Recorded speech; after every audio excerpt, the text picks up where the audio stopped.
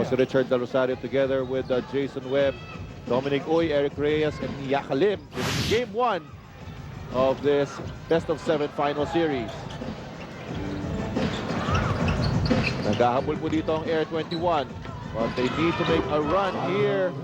And now, at ito na nga, good start for Ranidel de Ocampo. Ngayon po, punta natin si Dominic kung ano na pag-usapan ng Barangay Ginebra. Dalawang bagay ang pinag-usapan nila doon, Richard. Unang-una, no more second chance points para dito sa Air 21 kung gusto nilang manalo and maintain this lead. At pangalawa doon, they have to be careful pag nag-pressure itong Air 21 Express dahil alam nila that will cause turnovers at mabababa itong kalamangan nila. Richard? So, Coach John Wichico really guarding against complacency para dito sa Barangay Ginebra. Because actually, malaki nga yung lamang nila but they're still manageable. This is possible for Air 21 to stage a comeback. Ito, open look for Gary David and he knocks down that TM3.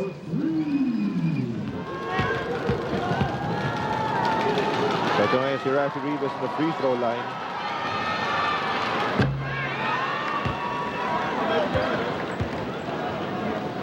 Not exactly his favorite place on earth.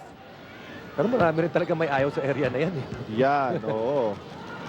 Kasi pag nandiyan ka, lalo na to, mag-isa ka lang dyan, lahat ng tao, over 16,000 fans, and the millions watching on TV, sa'yo nakatingin eh. Nakaka-conscious yata yun. So, especially on technical free throws because you're all alone. Diba? Dalawa pa yun. Yun yung ano dun. Playground. Ito na naman, naiwan yung depensa. Ni JJ Helterbrand all the way open lane to the basket. He has 9 points. Homer Se posting up Junti Valenzuela. Former teammates at Red Bull.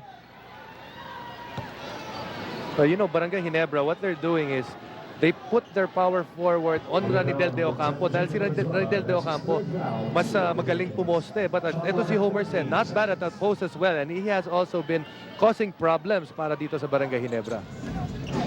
Egay goes inside, kicks it out to Gary David. Yes! You know, tira ni Gary David sa quarter nito, much more in rhythm. 4 seconds to shoot for Ginebra. And a miss by Alexander, but he gets his own miss. Oh, that is very frustrating para sa Air 21. You know, that basket of Alexander, just typical of what he brings to Barangay Ginebra. Never gives up on the play. Miski nagmintis siya, sa kanya pa rin napunta yung offensive And rebound. he does not panic, eh, no? Kaya nga kahit wala ng oras sa shot clock. And that's a good play for Ranidel de Ocampo. Getting in a good scoring position against a smaller defender. Ito, nakuha yung 4th foul ni Junti Valenzuela.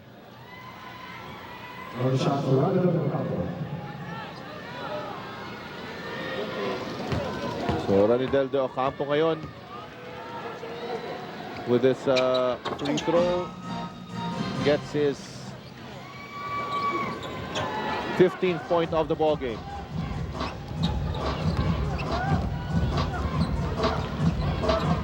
Air 21 needs to make some stops. Ito na naman yung high screen. Junti Valenzuela attacking Ranidel de Ocampo, almost losing the ball. Uy, yun na nga, dribbling violation on the part of Junti. Bacana checking back in.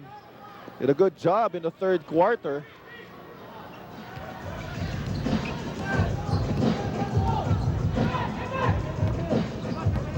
Egay Billones looking at Ranidel at the post against Junti. Nag-aabang si Alexander. Cross-court pass to Gary David. And he knocks down the TM3. And this is a serious run being staged by Air 21. You know, Gary David, nakakuha na siya ng mga tira niya dahil Air 21, rather Barangay Ginebra, really looking at the post, yung mga ginagawa ni Ranidel at saka ni Homer Sen. Now he's putting in the points. Let's see if Air 21 has another big run in there. A miss by Mark Kagiwa. Loose ball goes to Junti Valenzuela. Left-handed layup is good. That's a big basket for Barangay Ginebra. You know, in the last couple of baskets para sa Barangay Ginebra, saan nanggaling? Off offensive rebounds, giving themselves another shot at the basket with guys about taps from Chris Alexander. There's Homer Se. Side jumper is good. You know the difference now? Itong si Steve Thomas is not attacking yung defense ni Alexander is looking for his teammates now after getting the ball at the post. And here's Rafi Rivas, 15-foot jumper, wala. Loose ball picked up by Egay Billones. Air 21 is running. Billones goes up and gets a basket. And a lead which once stood at 20 big points. And natapos na po nitong Air 21, mga kaibigan. Oh, and look at this. Backcourt pressure, now may energy na tong Air 21 on their defense as well. Anong nangyayari dito? Kanina nabanggit natin. Anong gagawin ng Barangay Ginebra pag nakaka-score na yung malalaki? And you can see right here, as Santos and De Ocampo and Se have started to put in the points. What will their lineup be? For the first time this conference, or for a very long time, Ginebra goes with 3 big. That's Now, right. the problem when they go 3 big, sino magbababa ng bola? There's a lot of pressure on Mark Aguiwa and of course Chris Bacana to create for their team and set up the offense. And now they're missing their layups as well. Ito na ngayon ang Air 21 tumatakbo. Yari David pulls up against Chris Bacana. Too short. That was been a big basket for Air 21. Those last 2 shots of Gary David could have had some more time, could have set up his team for a better shot. He took those shots with less than 6 seconds gone by in their shot clock. Here's Mark Aguiwa. Pulls up. 15-foot jumper is good. Well, it's going to be on Mark Aguiwa, Richard, at this point, because if you look at that lineup, Mark Aguiwa has to create for himself. That's right. Wala si JJ Helterbrand para tulungan siya. So Mark Aguiwa, you can see, it was a 4 shot, but he has the height advantage kumpara kay Egay Billones. He has 19 points in the ball game. Inside points coming from Ranidel De Ocampo. And now the big guy is going to work for Air 21. He has 17 points.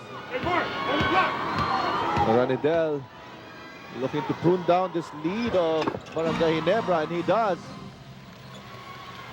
It is now a 7-point lead for Barangay Ginebra, down from 20. So, Eric Meck forced to bring down the basketball for his team dahil dinideny si JJ Helterbrand at saka si Mark Aguiwa. But he was able to pick up that foul mula kay Homer Se. How long will Barangay Ginebra stay with this big lineup is the question.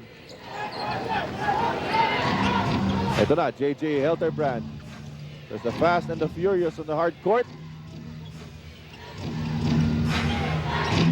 Aguiwa drives inside. Floater is up. He is fouled. Well, he has really taken advantage of the defense of Gary David. Pakiramdam niya, kaya niyang iwanan si Gary David. He really struggled when nandun si Arwin Santos. But if you're on the other side, if you're Air 21, it's a choice because umiinit naman si Gary David ngayon. Di mo naman matanggal, even if you know that Arwin Santos has been able to defend Mark Aguiwa. Well, actually, both Aguiwa and Helterbrand have been leaving their defenders behind. No? Even si Helterbrand, naiiwan na rin sila Arboleda. The difference is sa kanila, one-on-one moves. Doon sa kabila, sila Gary David, they're really coming off screens. Ito, meron pang isang free throw. Oh, lane violation. Alam mo yung mga, para sa Air 21, nagpatong-patong na yung mga mistakes nila. Remember that technical, that's 1 free throw. Right now, they're giving Mark Aguiwa another free throw. And kanina, flagrant foul. Nagbigay rin sila ng 2 free throws. You can't give up those easy points, especially in a championship game. Nagka-technical pa kanina nung nagreklamo sila doon sa inadvertent whistle. Here's Gary David again. Not this time. Loose ball battle. Ball will go to Barangay Ginebra. Good presence of mind there from JJ Helterbrand.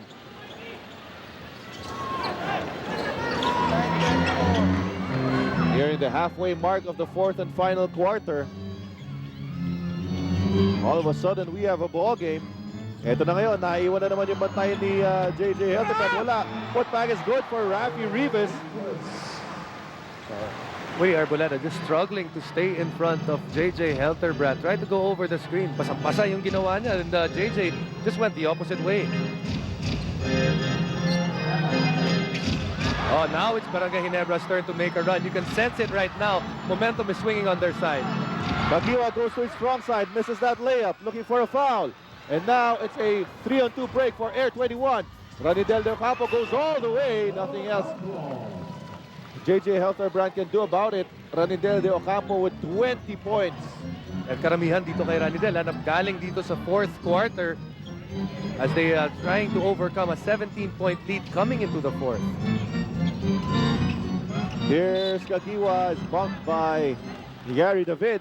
Gary David just can't stay with Mark Kagiwa today. Nakikita natin, he's always either on the side of Mark Kagiwa or he's looking at the back of Mark Kagiwa trying to chase him. There's a difference, no? It has been the guards of Barangay Ginebra hurting Air 21. Kabila naman, it has been the big guys or the front court men of Air 21 hurting itong Barangay Ginebra. Just according to script, diba? Itong Barangay Ginebra nga, na-strength nila because their offense is guard-oriented. The guards really will have a chance to score. Para naman sa Air 21, Barangay Ginebra has no athletic forward in their lineup with the likes of Rendel Do Ocampo and Arwin Santos. That's right. Here's Arboleda ngayon, guarded by Helterbrand. Good denial by Rafi Rivas. Here's David. And now he likes this matchup against Chris Bacana. Number 22, Chris Bacana. Would have been a big one for Air 21. Yeah, but that's been their MO in this game. They just can't get that basket. Especially coming off the timeout, nagmamadali sila. Hindi sila masyado nakaka-set up ng magandang play. Here's Mark Kagiwa. Loses the leather. Did not use the screen. Here's Homer Se ngayon, bringing down the leather. Homer Se goes all the way. Missing that one. Oh, a steal by Arwin Santos. Homer Se. Isa pa ba? Isa pa. Ayaw na. Here's pass to Winnie Arboleda. But I tell you, it's not pretty and it's not working today para kay Homer Se. Arwin Santos attacking Kagiwa. Nintes. Offensive rebound to Steve Thomas. Hook shot is up and it's no good. And another foul is called. 2 shots coming up for Steve Thomas. Now that's the 4th foul on Chris Alexander. And the line shooting for 2 is Steve Thomas. Steve Thomas, kanina sa kanya talaga bumubuhos ang puntos as we look at free throw shooting. Not very good para sa Barangay Ginebra. 15 minutes nila. 6 na lang with 3 and 45 to go. So Air 21, seemingly they have been dominated by Ginebra in the entire game, but they still have a chance to win this game. Yeah, it's not how you start, but how you finish. Helterbrand is a hoop entirely, but there's Mark Kagiwa with a putback. Mark Kagiwa's 4th quarter. Siya na nagdadala doon sa koponan niya ngayon dito sa 4th quarter, scoring 7 points in this pivotal quarter as humahabol itong Air 21. They go back to the post to Steve Thomas. Thomas ngayon looking for a teammate. 10 seconds shot clock ng Air 21. Faces up against Alexander, makes his move. And nothing much Alexander can do. He's saddled with 4 fouls. Here's Helterbrand. Helterbrand to the trailing. Chris Alexander. Pero grabe naman ginawa ni Chris Alexander. He was all the way at the other side. Hinabol niya. He knew that he was going to have an opportunity pag dumrive yung mga teammates niya either for an offensive rebound or a drop pass. So another 2 points para kay Chris. Here's Thomas again. Oh, traveling. 6 seconds na titira sa shot clock dito ng Barangay Ginebra. Baseline inbounds. Helterbrand. Quick shot. Good line, but short. Arboleda steps on the brakes. Looking for Steve Thomas once again. Thomas with an aggressive move this time. Hook shot is good. 21 points for Steve Thomas. You know, you just have to applaud the effort here of Chris Alexander on not giving up on those plays.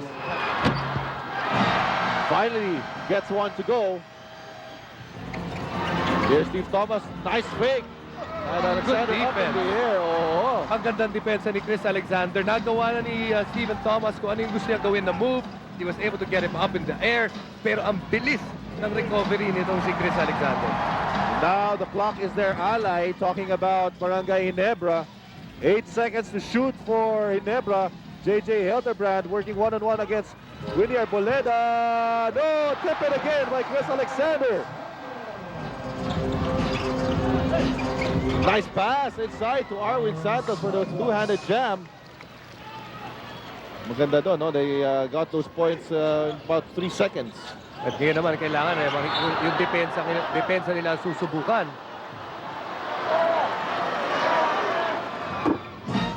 The split from the line for JJ. He has 10 points in the ball game.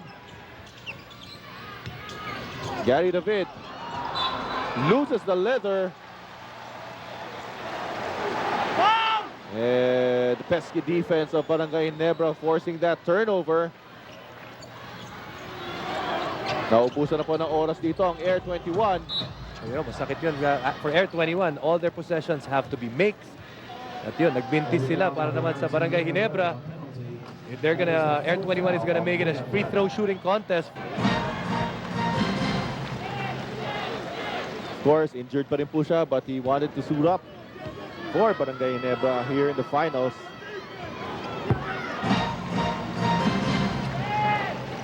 Back to a 10-point lead for Barangay Ginebra, staving off that rally launched by Air 21.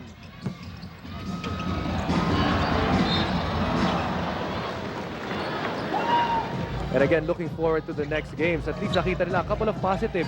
Yung mga big men nila can score against the wingmen of itong Barangay Ginebra.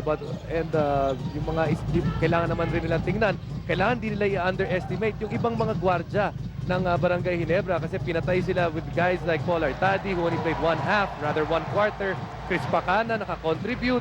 And even the other bench players were able to put in good numbers para sa team ng Barangay Ginebra because Barangay Ginebra, all their players scored for their team. That's a TF tres from Eric Menk. And for Air 21, now they know how it feels like to play in the finals. And they should use this experience to learn their lesson and come back a stronger team in game number 2. That's the final score, a 105-96 victory